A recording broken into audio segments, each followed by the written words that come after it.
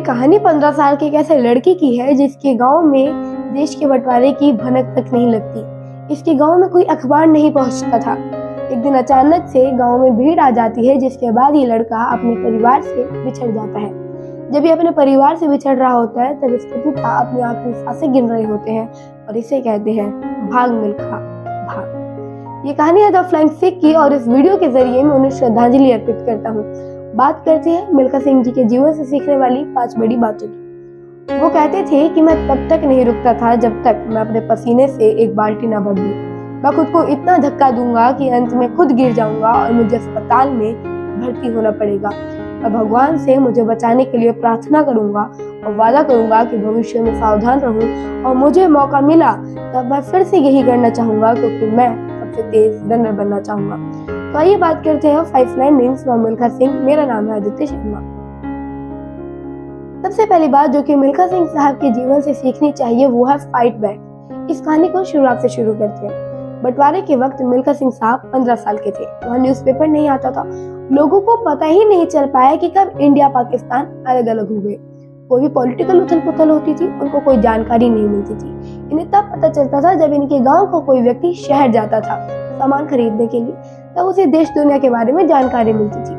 अचानक से एक दिन इनके गांव में बाहर से भीड़ पहुंचती है और दंगे शुरू हो जाते हैं। लोग एक दूसरे को मारना पीटना शुरू कर देते हैं। लोग बात करने की कोशिश करते हैं, समझने की कोशिश करते हैं, लेकिन उन्हें मार दिया जाता है। अगले दिन वो जो भीड़ थी वो और ज्यादा संख्या में आती है और भारी गोलाबारी शुरू हो जाती है।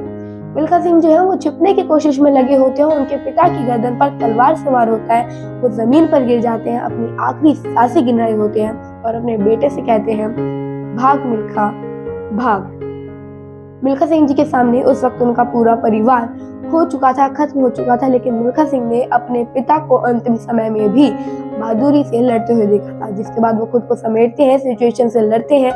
उनके पिता ने जो कहा था ना, भाग मिल्खा भाग, उसके बाद वो ऐसा भागते हैं कि उनका बनाया हुआ रिकॉर्ड 40 साल तक कायम रहता है। मिल्खा सिंह वहां से निकलते हैं, एक जंगल में पहुंचते हैं, पूरी रात वहां पर बिताते हैं। उन्हें लगता है पूरा परिवार खो चुका है, लेकिन अगली ही सुबह वो दिल्ली के लिए ट्रेन पकड़ लेते हैं।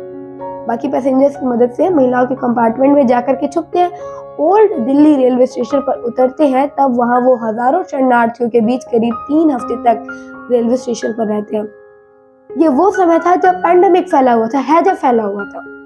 उनकी जिंदगी में एक हल्की सी रोशनी तब आती है जब रेलवे स्टेशन पर लाउड स्पीकर पर कुछ लोगों के नाम पुकारे जाते हैं। तब उन्हें मालूम चलता है कि उनकी बहन अभी जिंदा है।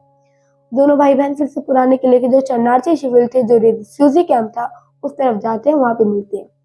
मिल्खा सिंह उस समय बहुत मेहनत किया करते थे, यहाँ तक कि वो सिर्फ 10 रुपए महीने की तनख्वाह पर एक दुकान में सफाई का काम किया करते थे। स्कूल में 9th क्लास में एडमिशन लेते हैं, लेकिन फिर जो जीवन का संघर्ष था वो पढ़ाई के आड़े आ जाता है। एक बार तो मिल्खा सिंह जी को सिर्फ इसलिए पकड़ लिया गया था क्योंकि वो बिना टिकट के ट्रेन में जो है ट्रैवल कर रहे थे। बेल दिलाने के लिए उनकी बहन को अपने जेवर तक बेचने पड़े। इतना संघर्ष किया लेकिन हार नहीं मानी, जीवन में तमाम स्ट्रगल से लड़ते चले गए। दूसरी बात जो सीखने को मिलती है मिल्खा सिंह साहब की लाइफ से वो है हंगर, भूख। भूख होनी बहुत ज्यादा जरूरी है अगर आपको सक्सेसफुल बनना है। मिल्खा सिंह साहब की लाइफ में दोनों तरीके की भूख थी।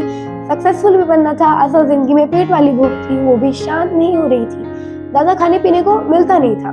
साल 1951 में भारतीय सेना में शामिल तो हो गए थे, लेकिन सेना के खिलाड़ी को जो है एक्स्ट्रा खुराक मिलती थी। उसके लालच में वो लंबी दूरी की दौड़ के लिए भी तैयार हो गए कि भैया इसमें शामिल होना है। 1 गिलास दूध के लिए सेना की दौड़ में उन्होंने हिस्सा लिया। बड़ा मजेदार किस्सा वो सुनाते हैं कि आर्मी ज्वाइन करने के बाद लगभग 15 दिन बीते थे कि एक दौड़ का आयोजन हुआ। वो एथलेटिक्स की ट्रेनिंग के लिए 10 जवानों उसमें चुने जाने थे। मैंने रेस शुरू कर दी। मेरे पेट में दर्द होने लगा।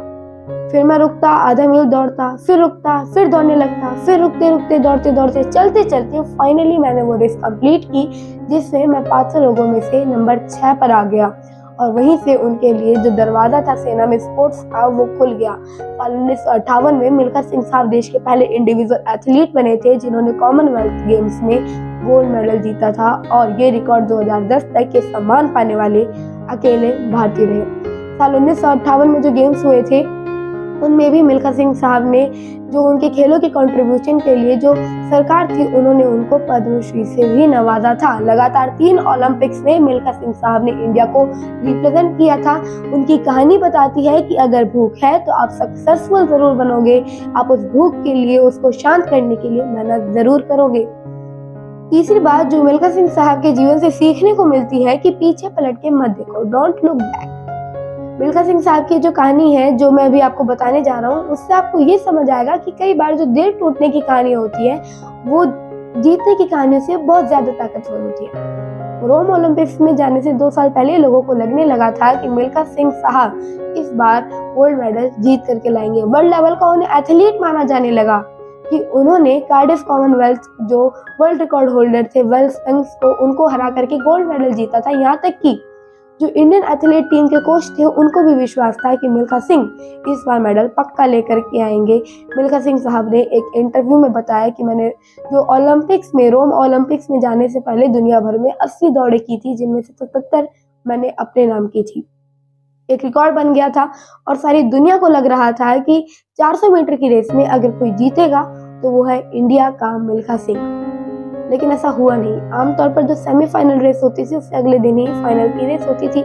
लेकिन साल 1960 में रोम ओलंपिक जो हुई थी उसमें 400 मीटर की जो फाइनल रेस थी वो 2 दिन बाद हुई थी और ये जो 2 दिन का ज्यादा समय मिल गया था इसमें मिल्खा सिंह साहब बहुत ज्यादा नर्वस थे।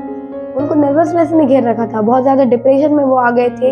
इतने नर्वस हो गए थे कि अपने कमरे में वो तेज तेज कदमों से चलने लगे। वो कहते हैं कि मैं 250 मीटर तक उस रेस को लीड कर रहा था, 100 मीटर बचे थे तब मैंने पीछे मुड़ करके देख लिया कि 3-4 लड़के जो है वो मुझसे पीछे दौड़ रहे हैं और फिर जब मैंने पीछे मुड़ करके देखा तो वो मुझसे आगे निकल गए। और वो कहते हैं कि थोड़ा ज्यादा आगे वो निकल गए तो इसलिए उनको पकड़ पाना मेरे लिए थोड़ा मुश्किल हो गया। लेकिन गलती ये रही कि मैंने पीछे पलट करके देख लिया था कि कितने लोग पीछे चल रहे हैं, कितने पीछे दौड़ रहे हैं। अगर वो गलती नहीं होती तो शायद उस दिन इतिहास बन जाता। वो कहते हैं कि एक स्प्लिट सेकंड के लिए मैंने पीछे आ रहे जो मेरे कॉम्पिटिटर थे उनको देखने की कोशिश की और मेरा जो फ्लो था वो टूट गया। मिल्खा सिंह साहब ने खुद को बताया कि मेरी आदत पड़ चुकी थी कि चाहे वो एशियन गेम्स हो, कॉमनवेल्थ हो, मैं पीछे मुड़ करके जरूर देखता था और कि जो एथलीट्स हैं, जो कॉम्पिटिटर्स हैं वो कितने पीछे चल रहे हैं। रोम ओलंपिक्स में भी मैंने यही गलती की और जिसके बाद से मुझे फर्क पड़ा। साल 1960 के जो ओलंपिक्स हुए थे मिल्खा सिंह साहब उस ओलंपिक्स में इंडिया के लिए मेडल तो जीत नहीं पाए, नंबर 4 पर आए। लेकिन उनकी कहानी बताती है कि ज्यादा पीछे मुड़ करके देखने की भी आवश्यकता नहीं है, आगे भी देखने की आवश्यकता होती है।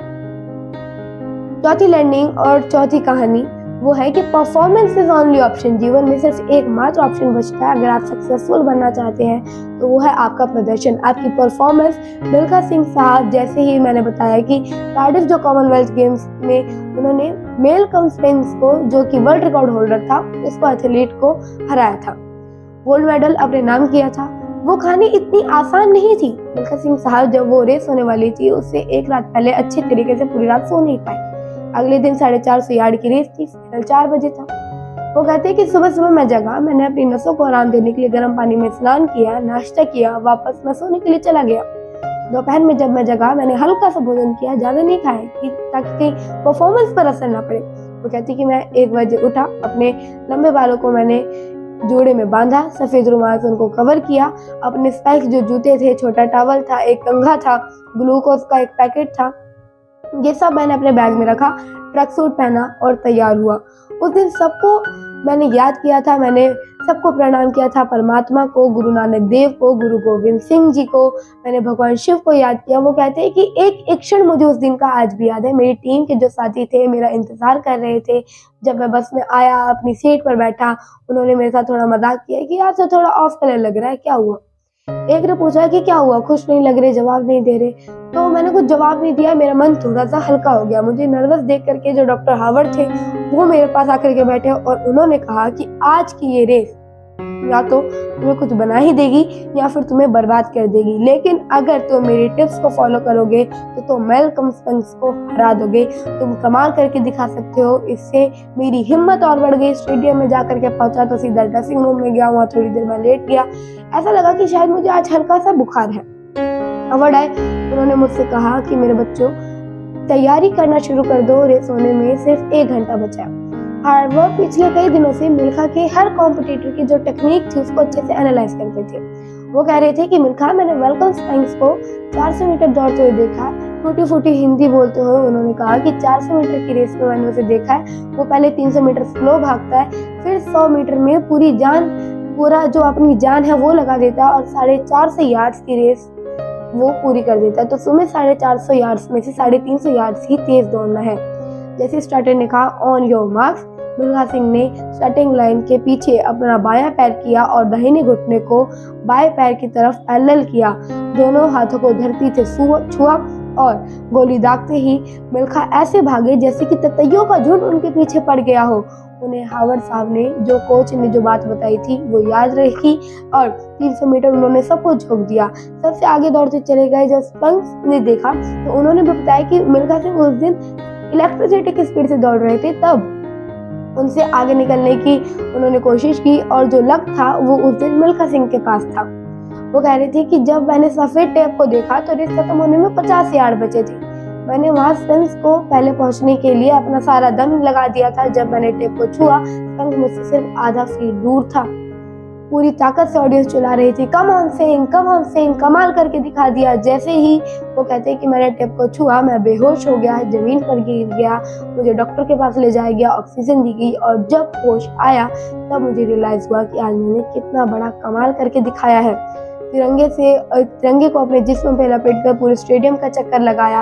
मिल्खा सिंह कहते हैं कि उस दिन इंग्लैंड की महारानी ने मुझे अपना मेडल पहनाया था और जब मैं भारतीय झंडे को ऊपर जाते हुए देख रहा था तब मेरी आंखों से खुशी के आंसू बह निकले। वो कहते हैं कि तब एक मैडम मेरे पास आई जिनका परिचय मुझसे करवाया जाता है। वो ब्रिटेन में भारत की उच्चायुक्त थी, हाई कमिश्नर थी, विजय लक्ष्मी पंडित जी।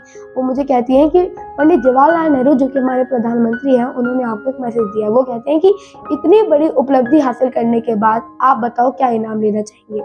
मिल्खा सिंह कहते हैं कि मुझे कुछ समझ नहीं आया कि क्या मांगूं, तो इस जीत की खुशी में मैंने सोचा क्या मांगूं, तो मेरे मुंह से निकल गया कि इस जीत की खुशी में पूरे भारत में छुट्टी करा दीजिए। और मैं जिस दिन इंडिया पहुंचा, पंडित जवाहरलाल नेहरू ने मेरा वादा निभाया, पूरे देश में छुट्टी घोषित करवा दी। ये चौथी लर्निंग जो सिखाती है कि परफॉर्मेंस एकमात्र ऑप्शन है, आपको आपका हक जरूर मिलेगा, आप उस ऊंचाई पर जरूर पहुंचोगे जहां आप पहुंचना चाहते हैं। और आखिरी लर्निंग जो कि सीखनी चाहिए मिल्खा सिंह साहब की लाइफ से, वो है कि काम ऐसा करो कि आपको लोग याद करें। साल 1960 में मिल्खा सिंह साहब के पास पाकिस्तान से इनविटेशन आता है कि आप इंडिया में पाकिस्तान के एथलीट्स कंपटीशन में पार्टिसिपेट कीजिए। गेम्स में उन्होंने वहां पर पाकिस्तान के जो बेस्ट रनर थे अब्दुल खालिद, उनको 200 मीटर की रेस में हराया था। पाकिस्तान वाले चाहते थे कि अब दोनों का मुकाबला यहीं पर पाकिस्तान की जमीन पर हो। मिल्खा सिंह ने साफ वहां पे जाने से इनकार कर दिया क्योंकि पार्टीशन के टाइम की बहुत सारी बुरी यादें उनके साथ थी। वो नहीं चाहते थे कि वहां जाए, लेकिन पंडित नेहरू ने उनको किसी तरह कन्विंस किया। जब उन्होंने लाहौर के स्टेडियम में गए और स्टार्टर ने पिस्तौल दागी तो मिल्खा सिंह दौड़ना शुरू करते हैं। लोग नारे लगा रहे थे, पाकिस्तान जिंदाबाद, अब्दुल खालिद जिंदाबाद। खालिद मिल्खा सिंह से आगे थे, लेकिन 100 मीटर पूरे होने से पहले ही मिल्खा सिंह साहब ने उन्हें पकड़ लिया और उसके बाद खालिद धीमे पड़ना शुरू हो गए।